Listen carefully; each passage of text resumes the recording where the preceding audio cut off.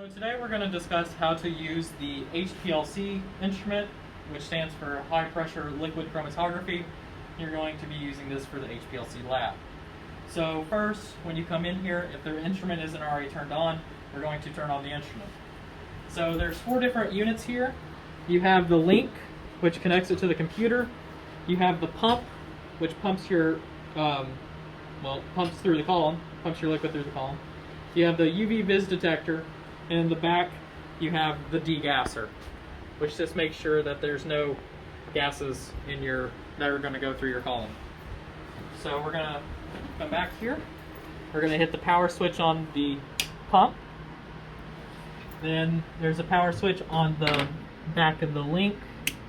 Just have to look for them. There's one on the back of the UV vis, and then there's one on the back of the degasser. Okay, so now that we have all 4 of those on, we're just going to turn on the computer, which has the power button on the side. Okay. And before you actually ever run any samples, you have to give your column time to equilibrate. So you're going to be running solvent through it for 10 to 20 minutes before you actually ever run an experiment.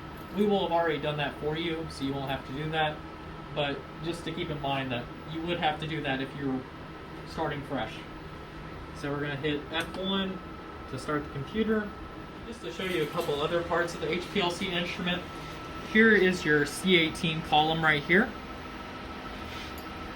And here's the syringe that we'll be using for doing injections. And here is the actual injection port. So you want to make sure before you ever actually inject anything that it's to the left in the load position. Okay? So once the computer is started up, you're going to click on the HPLC 1 user. It's going to take a second. And then we're going to open up the TC Navigator software. Now, I also want to show you all, just in case you don't have the video pulled up or something, there's also a file here right next to the TC Navigator that contains instructions on how to use the instrument. So if you ever forget any of these steps, you can go through here and it tells you everything that you need to know. Okay, so now that we have the software pulled up, we're going to go to Run and then Take Control, and then you're going to click on HPLC 1 and click OK. And then it's going to show over here that it says seizing. It's going to take a little bit for it to connect to the HPLC unit. Once it no longer says seizing, you know that you can proceed. So you should now see over here in the red text area that it no longer says seizing. So now that you know that the instrument has connected to the computer. So now you're going to go to Instrument and click Setup. And we're going to click Method. And then we're going to click this little folder to select a method. And there should be methods on the desktop folder that's F20 Chem 527 methods. And for the first one that you're going to be using in your experiment, it'll be the 80-20 methanol to acetic acid and water. But as you proceed through the experiment, you may need to switch the method that you're using. So this is where you would go to do that. So once you've selected your method, you're going to give a base file name. So today we're just going to say test. And then down here under processing, you're going to click the suppress reports/plots. Once you've done that, you can click OK. And then we're going to go to the instrument hands-on button. So under here, we're going to set our flow rate. The flow rate that you all will be using will be 1 ml per minute, so 1. And then under solvent composition, we're going to be using 80% A and 20% B. So once you've inputted these numbers, you can click the Set Value button. And you're just going to click OK from here. It may bring up that little warning. After you've set the pump values, you're then going to go to the detector. And you're going to Auto 0.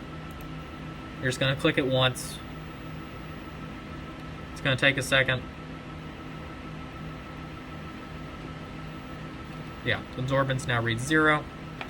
Back under the pump tab, you're going to click Start Pump. And you should now be able to hear noise that starts up, which is the pump working. So once you've done that, you're then going to come over here and make sure that you have everything set up right. So we have 3 different solvents that we might be using. You have methanol, you have plain DI water, and you have DI water with 1% acetic acid. So normally the column will be stored in DI or another solvent. For our experiment, we're going to be using the methanol and the H2O and acetic acid. So you're going to want to make sure that these aren't empties. These aren't empty, and if they are empty, you should notify your TA who can help you refill them. Also, one other thing to look at, here is the waste that comes off the column. You want to make sure that this container isn't filled up, otherwise you may have some issues. Just let your TA know if it has reached close to the top. So also make sure that you know which one is considered solvent A and which one's considered solvent B. If you follow the tube here for methanol, this tube runs over to here. It's this one at the top, and as you can see, it is labeled A. If you follow the acetic acid one, you would find that it's labeled B. So once you have everything started, you've started the pump, you just need to let the pump run for a little bit to allow the column to equilibrate. So you're going to look on your software here, under this text area. Once it's turned green and it says ready, it means that you're ready to inject your sample. So we have a little mixture here with benzoic acid in it, and we have the syringe that we'll be using. So you're going to want to draw up about 200 microliters, or 0.2 mLs, of solution.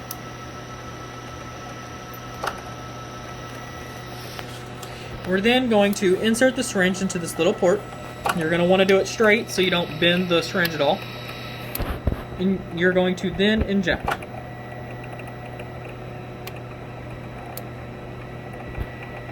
You're going to then pull out the syringe.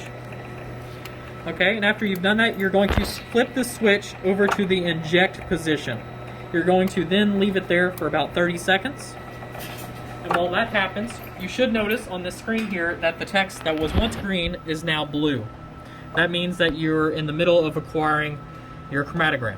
So you can watch the chromatogram as it is being processed by going to View Real-Time Plot. So left click on that, and you should be able to see here the black baseline.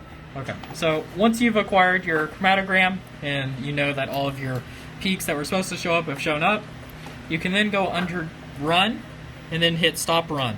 Don't hit Cancel Run or it won't save your data. So stop run. Are you sure you want to stop the current run? Yes. So once you've stopped the run, you can then go back to your other software, and we can go under Reprocess and click Results. It's then going to bring up various files. You're going to want to find your file. Because our computer has the wrong time, as you can see down here, it's 2:22 a.m. on 12/7/2010. Your file may not look like it's from today. However, if you look under the Date Modified column, you can see that this file is from 12/7/2010. So this is our file. So double click on that. So once you've brought up your chromatogram, the first thing you're going to do is go to Process and click Baseline Events. Here's where we can start to process it. So you're going to go under here, click that, and you're going to click the Enable Peak Detection. You're then going to left click in front of each of the peaks that you want to integrate. We're, just for simplicity, going to treat this big thing as two separate peaks, where this is the first peak and this little tail is the second peak. So I'm going to left click at the start over here, and you now see a plus peak. I'm going to do that in front of this other peak over here, and there we go. So once you've put little plus P's in front of all your peaks that you want to integrate, you're then going to click on the Disable Peak Detection. You are then going to left click at the very beginning of your spectrum and put a little minus P there. You're then going to click at the end of each of the peaks that you put a plus P at the start of. So here's my first peak. I'm going to put it right before that plus P, and then I'm going to put it after this peak, so right there. Once you've done that, you're then going to go up here, and you see this little now you know what kind of icon that is, that reprocesses your spectrum. You should now see the different retention times for your different beats. So once you've done that, you're then going to hit Return. You're then going to go to File, New Report Format, and click on Default. Then go to File, Print Report,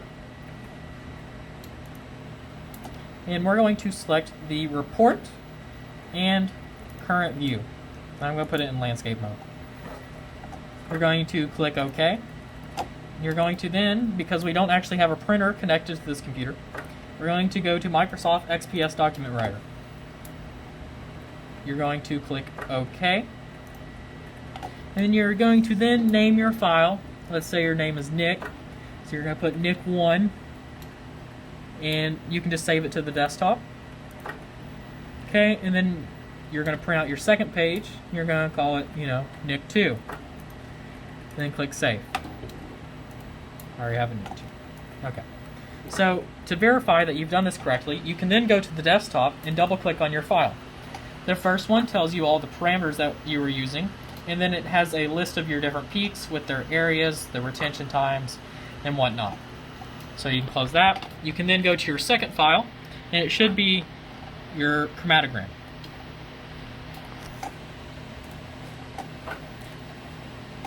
So once you've done that, you can save your result file, just in case you need to come back, print anything, get a new photo, or whatnot.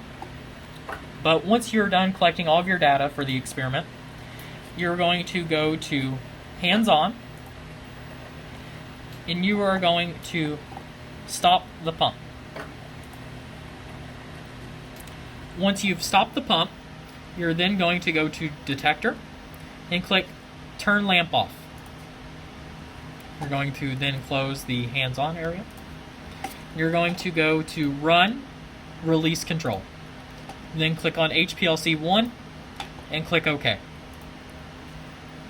Now, of course, you'll only be doing this if you were the last person to complete the lab. You don't need to be doing this after every person uses the instrument, so the next person can actually use the instrument. So once the text over here says I/F released, that way you can now shut down the software and the computer if you're the last person. So you can close the software, click yes, and then shut down the computer.